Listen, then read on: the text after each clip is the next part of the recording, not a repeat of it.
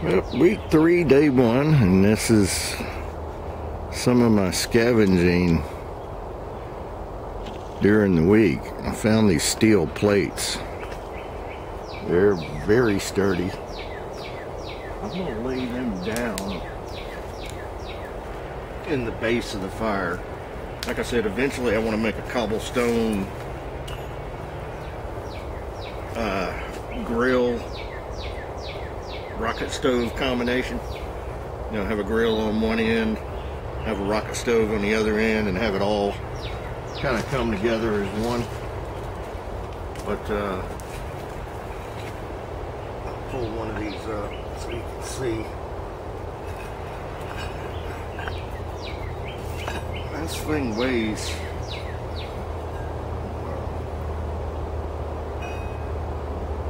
probably 45 pounds. But it's an inch thick. And I think it'll be a good base. Now you see my pipe going in to the trench. It's funneling cool air underneath the fire. This thing's got plenty of holes in it so it can breathe. But I think it'll be a nice addition.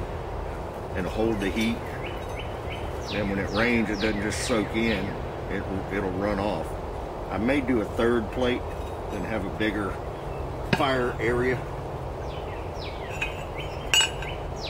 and I haven't decided whether I'm going to leave them face up or face down. Face down is completely flat, but these have ridges in it right here that I'm thinking I can use that for something. Just remember, don't be afraid to try things. But I think I do want to put one more plate in there and make this fire a little bigger. And then I'll just build my fire right on top of it. But yeah, I gotta haul that plate 300 yards with other gear. So I think it'll turn out nice. And if it doesn't work, you know, it is what it is. Get this thing zoomed out.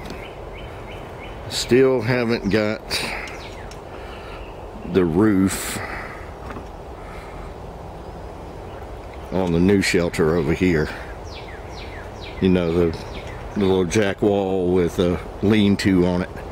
So planning on doing that this trip and making a little table. I've got a little small pallet over there.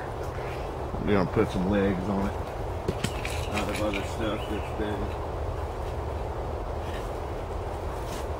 scavenged.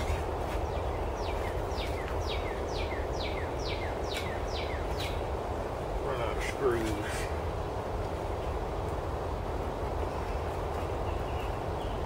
Now, it's a little high, but I think that's a good working height in a camp. Now, if I want to stand up and work, got to make it taller. If I want to sit down and work, got to make it shorter. Making it shorter is easier than making it taller, so there's that. And then, like I said, I've got to get a reflective mylar on there, and then get a tarp on there. And if there's anything that I run into that y'all might run into, I'll make sure to video it and give you some kind of pros and cons and things like that. But it's all pretty self-explanatory. You can see what's going on there. And it goes up pretty high. I wanted there to be a lot of headroom where the smoke could kind of sit there, and then that reflective blanket throw the heat back down on you. We'll see. Alright, time for a reflective tarp. Now, this is the absolute cheapest thing you can get. It's not a reflective blanket, it's called a reflective tent, and it's very cheap and it's pretty fragile, which I'm not worried about, because what I put on top of it is what's going to make the world go round, I hope. But I do want to be very careful with it at this point right here. Like I said, It's pretty fragile, and I think I'll be able to do it all from the inside.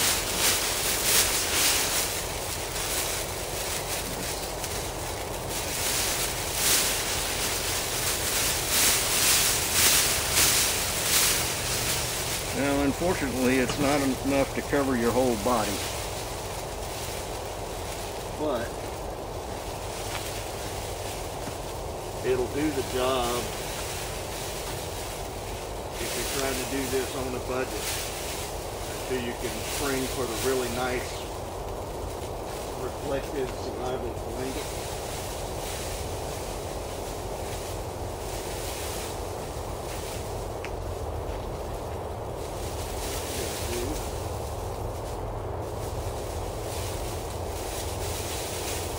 This is going to be a heavy duty tarp on top of this, so I don't think I'm going to throw twig or leaves on top of this, so it just won't take it. I can already tell.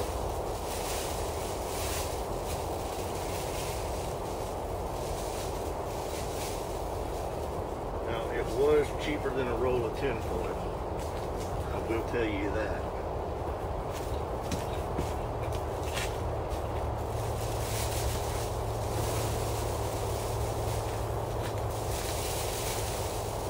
Really only needs to basically cover, I mean, it'd be nice to cover the whole thing, and yeah, you could buy 2 or 3 of them and layer it to where it would cover the whole thing. Out here in the front, that heat is lost, but in the back where your head is, you're going to be sleeping, you definitely want it there, and you're going to be sleeping this way with our head at the very back. Sleep system over here. Got a little table for, you know, if you want to eat in your sleeping bag. That will be an option.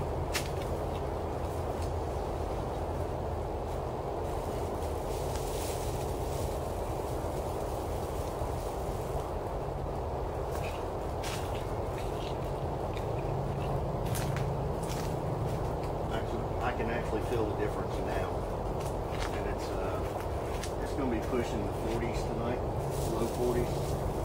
But there's something I noticed about this one. You can actually see through it, which is, that ought to tell you how thin and basically how cheap it really was. But it almost covered everything. I think 2 of them would actually do the trick, cover the whole enclosure. Got just a foot or 2 on each side. I'm not really worried about that. Like I said, there's a table over here, sleep system's here, but I've got it off center, but not off center too much. But I think that'll be fine. And then I'll just pull the tarp out over it. And when I get the tarp out and get it unfolded, I'll film that too. But I gotta open the bag, and y'all don't need to see all that stuff. That's a waste of time.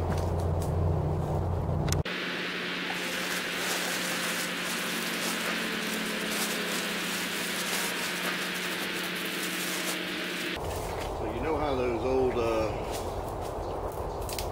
Christmas stuff, you get in there, it says some assembly required? Oh yeah.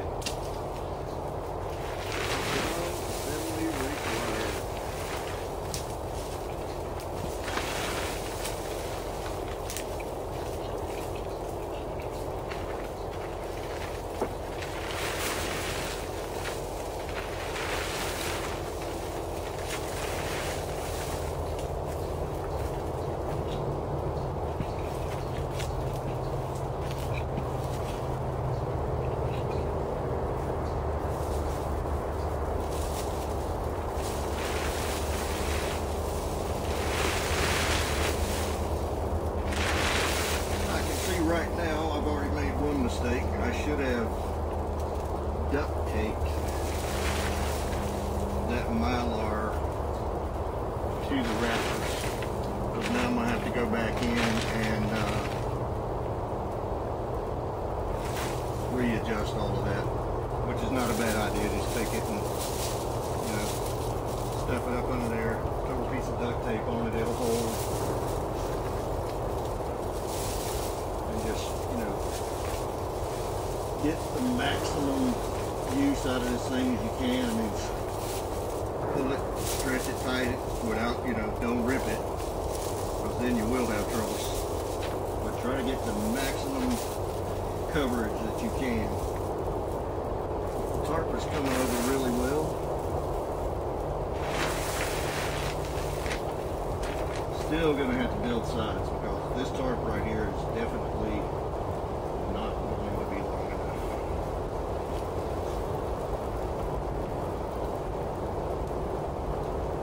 The way you have to turn it. Now that Mylar blanket, because the tarp's not tied down, you can actually wait and do it last and stuff it in. Well, I've got plenty of working room here. But I may turn this tarp, because it's a 10 by 12 and I'd like to get some side coverage. So what I'm going to do is just try to spin it while it's up here. That may not go so well, but we're going to try it anyway. Yeah, there goes the Mylar. As expected.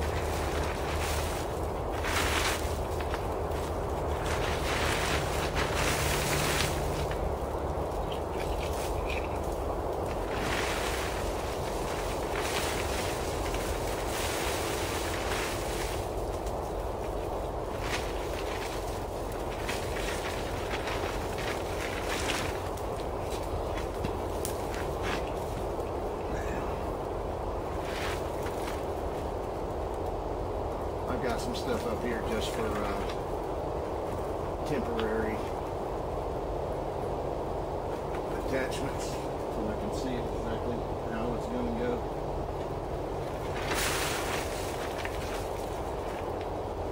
Two logs.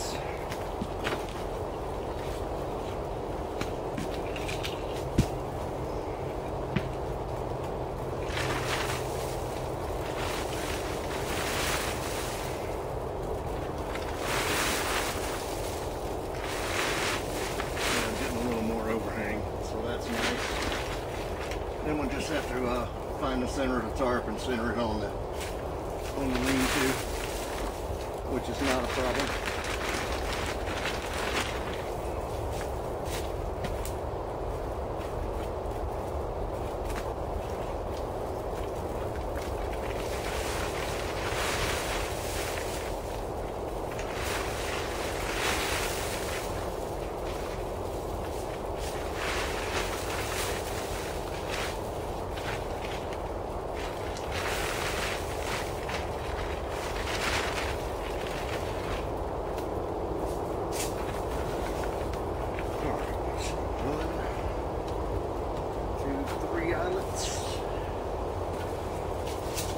Counting the eyelets down the side, the tie down eyelets, to make sure I'm centered.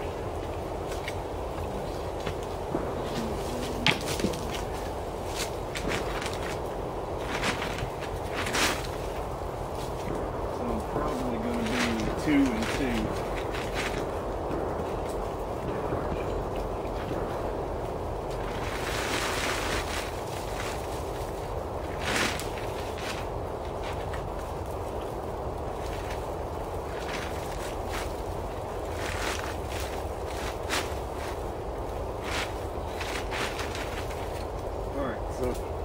Side walls are either another tarp with sections cut for each side,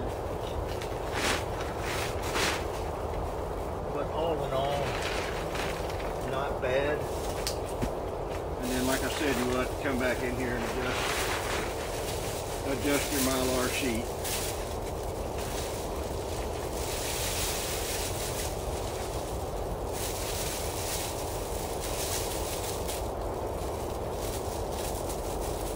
Go through my bag and grab the duct tape.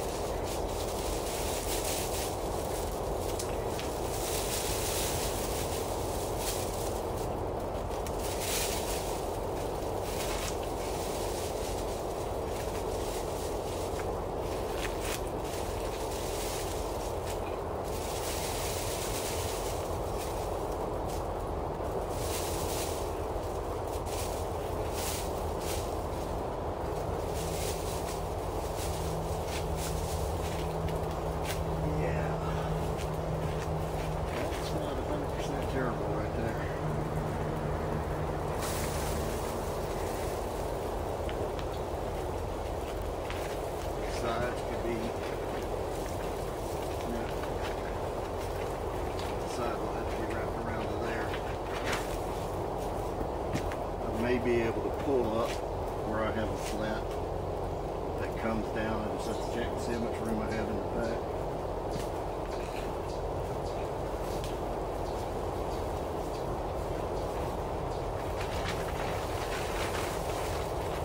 Really not that much.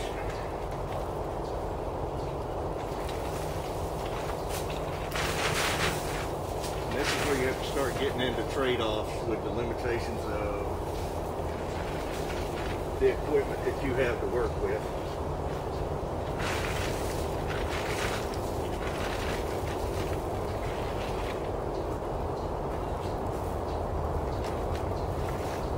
But all in all, I like it.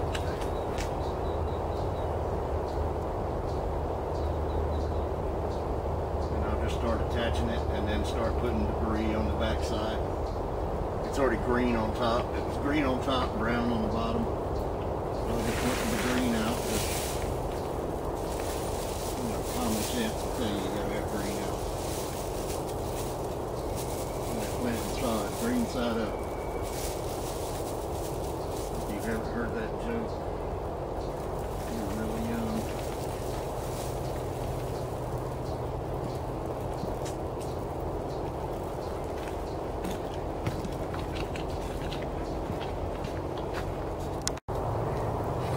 Y'all remember what Franklin D said, a chicken in every pot.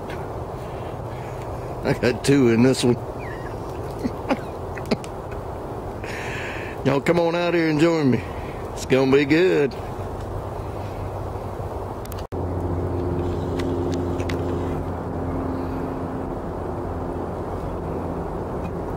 Alright, the Dutch oven was on the fire for about an hour. And there it goes. A couple sweet potatoes, plenty of chicken.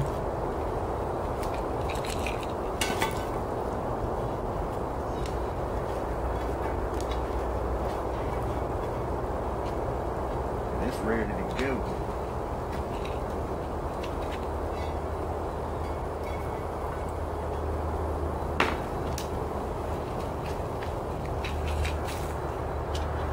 It is dinner time. Got a little toasty on top, but I ain't worried about that. It'll still eat.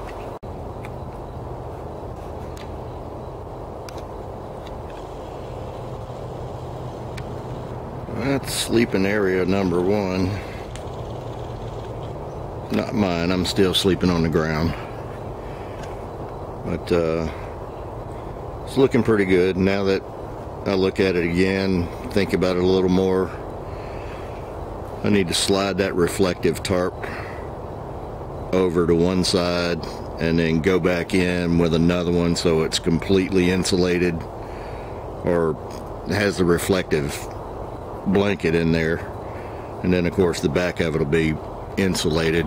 I hadn't even shown you guys what it looks like from the other side. If I can get through here. But yeah, I mean, as you can see, it's not coming to the ground. So we're gonna have to build up a wall right there and a wall on the other side. And then where this comes together, we'll put a perimeter wall in here. So more working area inside. And right now that's just gonna be cooking area, but there needs to be a central fire for the number of people that are gonna be out here. So it just depends how many they're planning on having. And then I'll come back in and build a perimeter wall all the way around the outside like I'd started over here in this area. And then of course, stuff that's too big to use will be firewood. And had an older couple friends of mine had a tornado come through their property and knocked down a bunch of trees and tore up the house. So I'm cutting firewood from that area and trailering it in to this spot, you know, little bits at the time. But this is what it looks like from the back. And of course that'll be covered with debris. And then, like I said, I'll have a sidewall going down that side, and we'll start leaning up these twigs and stuff for camouflage. The top of it will have leaves and twigs and stuff on it. It's very sturdy. I mean, I could throw bigger stuff up there. I just don't think there's a need to throw a bunch of heavy stuff up there. It's not going anywhere. It's all tied down in all the right spots. And you'll notice when you go to tie yours down, if you see something loose, find a place to anchor it. And like I said, this is just day one for this trip, so I'll work on that a little bit more tomorrow. It's going to get down to the 40s, so I need to start planning on staying warm, making sure I got enough firewood for the night. But other than that, it's starting to shape up, starting to look like something.